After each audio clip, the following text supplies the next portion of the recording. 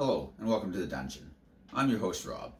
In today's video we're going to be taking a look at a slightly less conventional multi-class, that being the Warlock and the Barbarian. Now, up front I want to say a few things. I don't think that as far as like the pure complete package of say a Paladin Warlock or Paladin Sorcerer, I don't think this one is as good. You don't have the same quality of spells in a lot of cases. Your spell progression is very slow, and I think that Paladin as a base class generally brings a lot more to the table with your auras and everything else, and the extra spell slots that you get from Paladin as well. However, there's one thing that this does better than almost any other multi-class I can think of, and that is just pure round to round damage. This is one of the best available, and I think it might even surpass some of the Paladin multi-classes, and it's certainly a less conventional and more original idea. So to address the first biggest problem, obviously, if you're playing a Barbarian, if you rage, you cannot cast or maintain concentration on spells. That's kind of a big deal if you're playing a spellcaster. However, I don't think it's as bad on Warlock as it is in a lot of others, and we'll kind of get into that. The other thing I want to talk about is starting class. I'm probably going to start as a Barbarian, and there's a couple of reasons for that. The first and most important being that you have 12 hit points plus con mod instead of 8 plus con mod. That's a pretty big difference at level 1. I also think that the Barbarian is going to give us a good starting kit where we're going to have our unarmored attack, we're going to have a couple of rages for some extra survivability in case we need to take half damage. We're going to get reckless attack at levels 2, and if we want to go to level 3, then we're going to get a path. And then Warlock is going to be the path that we take for the majority of our career, in my opinion. I think that there's other ways you could build this character, but I really like the idea of between 2 and 6 levels of Barbarian and all the rest Warlock. This is going to give us higher spell slots. It's also going to give us some of the higher level Warlock abilities that I think are just going to fit better with more invocations to choose from and things along that line. Not the high level Barbarian abilities aren't good too in many cases. I just think the Barbarian is going to be more front end loaded for us. So that's probably where I'm going to start, but also move out of. The second reason is because we're going to have proficiency on Constitution saving throws, and obviously this isn't as important as it is on a lot of the other casters where you want to maintain concentration on spells. We're not concentrating on as many spells. There'll still probably be a few here and there, obviously. We can't rage all the time because we're going to be multi-classed, but it's not going to be as big a deal. But when it is, it's still nice to have it. And the other thing is that Constitution in general is just a pretty good saving throw to have. So, there's a lot of Constitution effects that tend to be pretty deadly. So having proficiency on those is, again, not a bad thing to have. As far as the Barbarian path, assuming we go to level 3, which, if you can take 2 levels for Reckless Attack, I kind of feel like you might as well take 3 and get the path. That'll still give you 17 levels of Warlock if you just wanted to go straight Warlock after that, and that'll give you a 9th level spell. Not a bad way to go. If you wanted to go 5 levels of Barbarian for extra attack, or 6 for your second primal path feature, I think those are both reasonable as well. Even if you went Pact to the Blade Warlock, taking extra attack as a Barbarian means we don't need to spend an invocation to get it as a Warlock, and it just frees that up to spend it somewhere else. So I think that's fine. As far as the primal path goes though, there are 3 that really kind of stood out to me. Obviously, one of those is the Path of the Totem, and going Bear for half damage against basically everything except for psychic damage. This ability is amazing. We all know it's amazing. If you're only taking 3 to 5, 6 levels of Barbarian, this is one of the best things you can get because you're not looking at a lot of the higher level Barbarian abilities. You're just looking at more survivability. And I think it's really good. However, I wanted to mention the Storm Herald and the Zealot as well for specific reasons.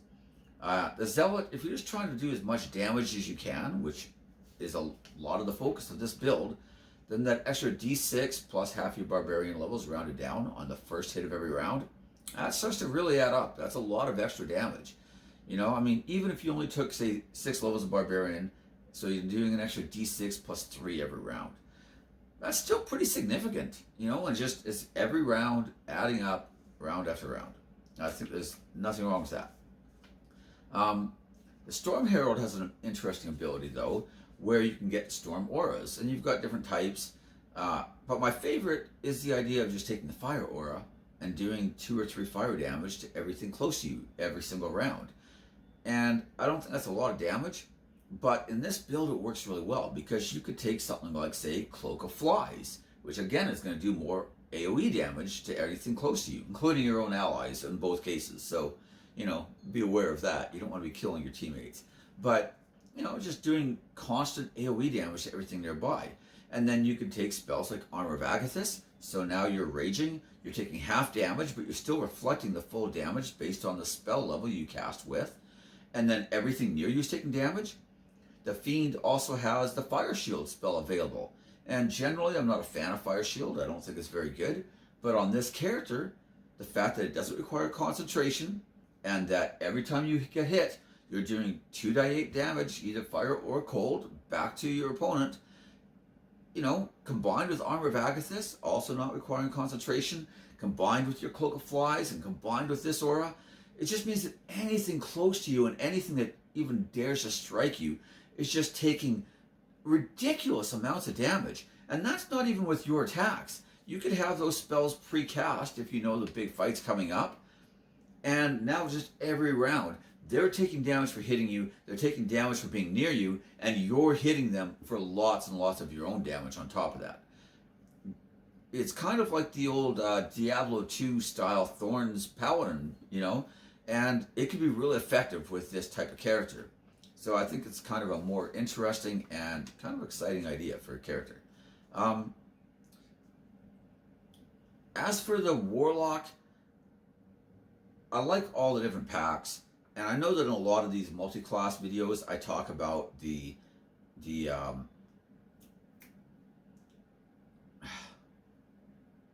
Hexblade. There we go. I talk about the Hexblade a lot because it multi-classes so well, and the ability to use Charisma as your casting and attacking stat is very good. But in this case, I feel like the Pact of the Fiend is just a clear standout winner. And that's because your level 1 ability, every time you get a killing blow in combat, you get temporary hit points equal to your Charisma mod plus your Warlock level. And if you're raging, those temporary hit points are effectively going to go twice as far. So even if you're only like, say, level 6 and you have 16 Charisma, 6 as a Warlock, you know, you're like, oh, well, you know, that's only an extra 9 temporary hit points. But it's really 18 if you're raging.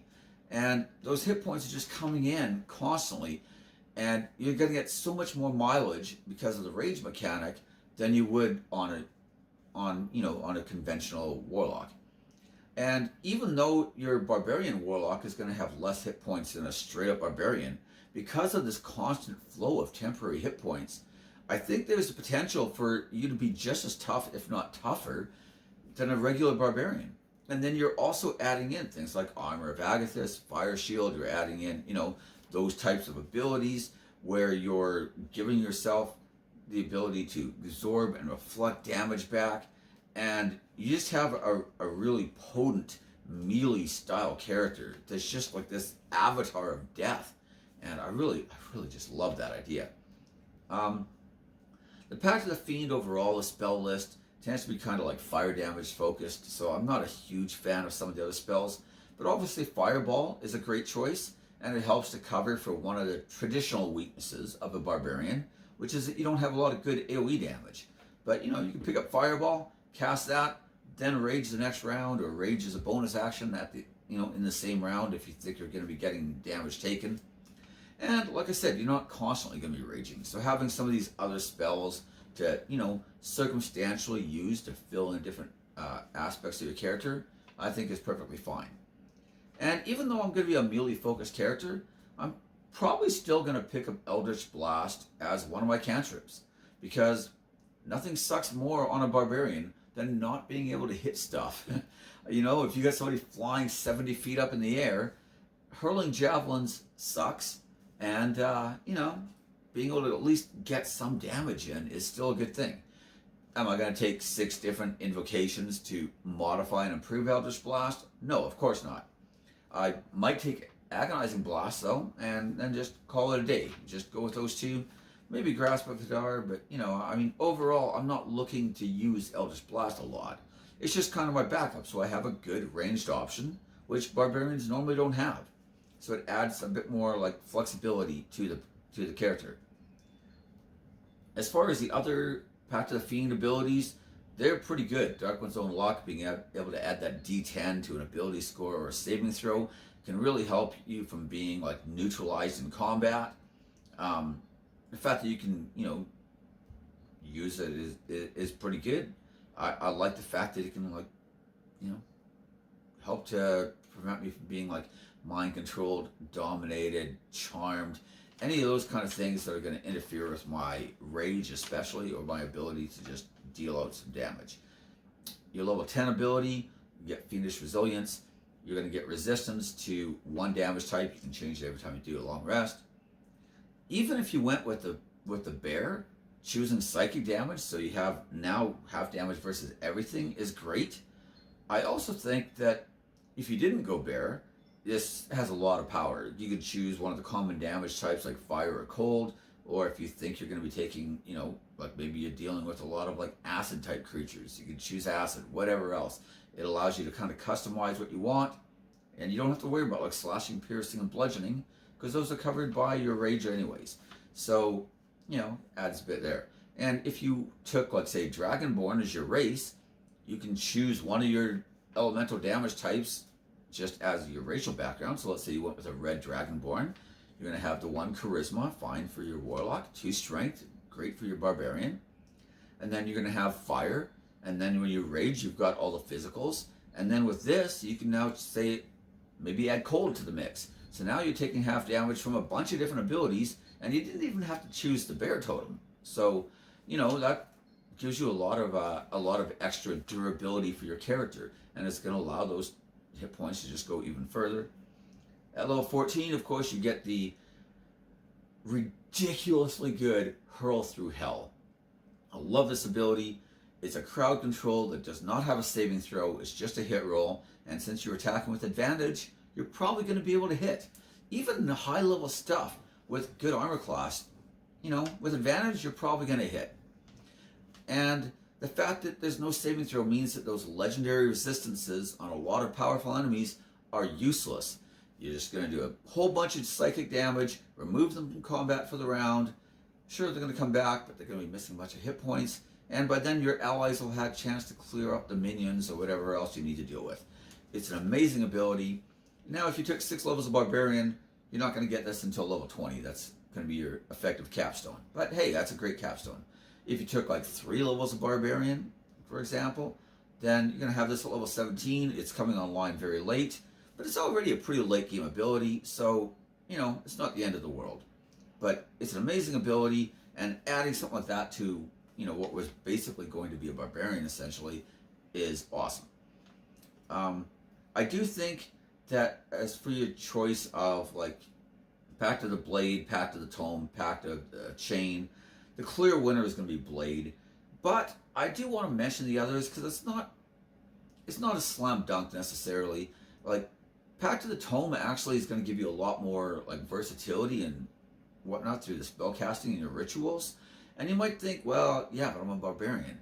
But you're not going to be casting ritual spells in combat anyway. So there's no conflict with your rages. And if you want to concentrate more on the spell casting, and especially if you took, say, 5 or 6 levels of Barbarian, so you have extra attack from Barbarian, then, this becomes a decent enough choice, in my opinion. And of course, the Familiar is going to give you a lot of versatility and whatnot. The Familiar brings, they have a lot of utility and scouting and whatnot, which is all really nice. But the reason I kind of like Blade is because of Eldritch Smite. I mean, if you're not using your spell slots to cast spells in combat, what are you using them on? You're using them on Eldritch Smite. And because you're attacking with advantage, you're going to be critting even more, which means that you're going to be able to just double up that smite damage even more often, and it's going to be even better in your hands than it would on just a pure blade lock. So I think that really kind of puts, for me, the Pact of the Blade up at that next tier. As far as other invocations I'm going to want, though, there's some really good ones. I've already mentioned Cloak of Flies, not bad. Obviously, if you're going to have enough levels to take Life Drinker, take Life Drinker. Even if your charisma is only 16 or 18, somewhere in that range, if you didn't max it, it's still a bunch of extra damage. It's still pretty good. I really like the idea of taking Trickster's Escape and Otherworldly Leap. These are two that I normally wouldn't take. But on the Barbarian, nothing sucks more than being incapacitated somehow in the combat and losing your rage, especially if you only have 2 or 3 rages, because we've multi-classed. You don't want to have them just, eliminated on you. So being able to get into the combat easier, being able to avoid a lot of crowd control effects better, it's going to give you a lot more than it would have given you on a more traditional Warlock. I'm also liking things like Devil Sight. It's not as good as it would be on a lot of others because you already have advantage. But let's say you went Variant Human, you don't have Dark Vision, pick up Devil Sight. It's pretty good still. It's not a must-have like on some, but it's still strong. Fiendish Vigor isn't bad. It's one that I don't know you need it on this character because you're going to be getting the temporary hit points anyways from killing stuff. But, it can be used out of combat to make sure that you just have 8 temporary hit points going into the fight, and then if you start getting hit points from killing stuff, you can let it go. I think it's pretty good at low levels, but it's one I would definitely look to trade out, and I think it's more of an option. It's not a necessity. I also like Whispers of the Grave and Witch Sight if you wanted to have kind of more out of combat type abilities and utility. And the idea that you have this extra dimensional entity that gives you this knowledge from beyond kind of fits well with that type of character. And I also like Minions of Chaos, the ability to cast Conjure Elemental.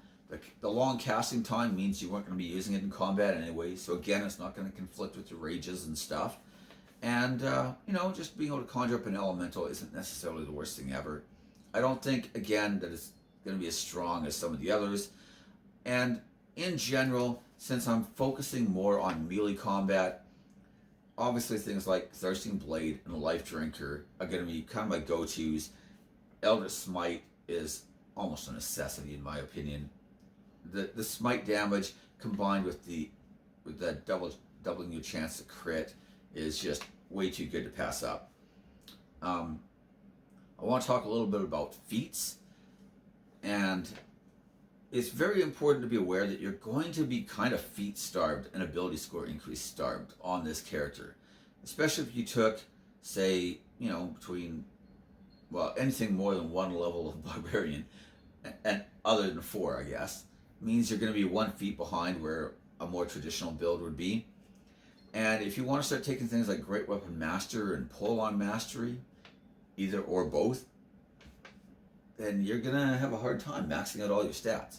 But I don't think that's as bad, because if I'm not casting a lot of spells, then having a starting value of 16 charisma is probably good for my whole career, honestly. And I don't think that's necessarily a bad spot to be in. I specifically want to mention the Elven Accuracy feat on this character again, because if you went half elf, which is one of your best racial choices, because you're going to get 2 charisma and then +1 to 2 stats of your choice, so you could throw this into strength and con, for example, then the Elven Accuracy feat, anytime you attack with advantage, you roll 3d20 instead of 2, and because you have reckless attack, you're constantly attacking with advantage. So that's going to give you 3 chances to get a crit, which is going to give you even more opportunities to just load up those smite damage dice. And it's insane the amount of damage you can be doing. And yeah, it means you're probably not going to be able to max all your stats. But if you're attacking with 3 die 20 to hit with, even using something like Great Weapon Mastery on top of that, means that you're going to be hitting all the time pretty much. Even if you only have 16 strength instead of 18 or 20. And yeah, you're not going to be doing the +5 on damage. You might have a +3 or a +4. But, you know, when you rage, you're going to have some bonus damage from that. You're going to have your smite damage on top of that. You could be doing some AoE damage or some Armor of Agathis damage on top of that. And it's just all adds up to just a ridiculous amount of damage that you're doing round to round. And not even only on your own attacks, but on their attacks when they hit you and they get thorns type damage reflected back. You could be doing AoE damage with your auras and stuff. And it all just adds up to be one of the hardest hitting melee combat characters that I can think of. I mean, maybe not in like a pure like rogue style, like all damage in one hit. And I think there's some rogue multi-class builds that can compete with this or maybe even surpass it. But they tend not to have, you know, spells and some of the other stuff. And they're not getting things like Armor of Agathis for that like reflective damage. They're looking at making a lot of big attacks on their turn and maybe using, you know, like a reaction attack to get an extra sneak attack or something. This is just brute force overwhelming power. And there's something kind of appealing about that, honestly. So I really like the Elven Accuracy feat on this character. But again, Half Elf's by no means the only choice. I mentioned Variant Human for the extra feat if you want to grab Great Weapon Mastery and Pull on Mastery both. Starting with one of them at level 1 is a good way to do that. Obviously, you know, like I mentioned, Dragonborn, another great choice. Anything that's going to be able to boost your charisma and your strength is going to be pretty solid. So, you know, or even Con. Like, I mean, things like Mountain Dwarf and Hill Dwarf aren't bad choices either. Less focused on charisma, obviously, in those cases. But technically, you only need 13 charisma to multi-class in or out of Warlock. I'd probably want at least 14. And if I only start with 14, I might look to boost to 16. 16 is a pretty good amount. So those are most of my thoughts on that stuff. I wanted to give some ideas about roleplay because it surprises me how often I see people say like, oh, well, you know, how would you roleplay that? Or how would you justify that multi-class? But I think that the idea of, you know, like a barbarian who is pledged to some sort of like violent, bloodthirsty, blood god type of thing, such as, you know, Khorne from the Warhammer universe, makes perfect sense to me. You're a berserker who's devoted to some blood god creature who just wants nothing but, you know, violence and mayhem. And in an evil campaign or with a bunch of murder hobos, I think that character would fit right in, which is surprisingly a lot of campaigns. I also think, though, that you could play it a different way, too. And maybe you're like the reluctant warrior who took a pact for noble reasons. Maybe you wanted to save somebody's life on the battlefield, and the only thing that answered was some sort of like blood god type entity. So you pledged your service to him in order to save somebody's life. But, you know, now you have to serve him. And he forces you to seek out battle, and sometimes the blood rage comes upon you. And it's not even necessarily your doing. He just kind of like forces you into this berserker frenzy. And that can be kind of a fun character to play.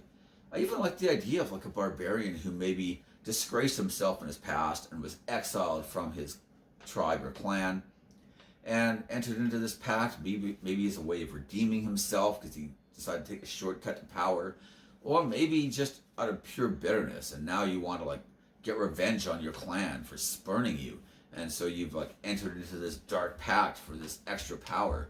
And you know, that could be a fun character as well. I think there's a lot of different options, and in general I just think that this is a really cool and fun character class that you could be making, and there's a lot of ways to play it, which appeals to me. There's, you know, you're going to focus more on the melee aspect probably, which is also cool. And when it comes to just pure damage, if you want to be that kind of character, I think this has a lot to offer. And it's not one of the like necessarily really obvious choices, but it's very, very effective. And I like that combination of your own bludgeoning, just brute force attacks combined with spell smite, combined with reflected damage from your own abilities. And you just get a package that's very interesting to play and very, very potent in this one aspect. And yeah, like I said at the beginning of the video, it's more limited than some of the other multi-classes we've talked about in the past. But in its niche, which is melee combat, which is a very common niche to be good at, and is a very important one in D&D in most campaigns, you're going to excel. So those are my thoughts. As always, leave your comments and feel free to like, subscribe, hit the bell for notifications, all that. But especially comments. I love reading your comments. I would love to hear about your own ways of doing this, or maybe experiences at somebody at your table who did this once and did 100 damage to the opponent in one round just from Armor of Agathis because they were raging, and so they're only taking half damage, and the guy was hitting them for like lots of low damage attacks, I would love to hear about that kind of stuff.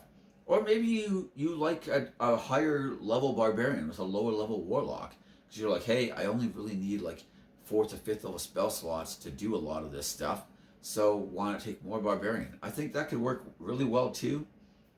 Just because I chose to favor warlock doesn't mean that's the only way that it can be done. So like I said, please leave me your thoughts and comments, and I look forward to reading them, and I will see you next time in the dungeon.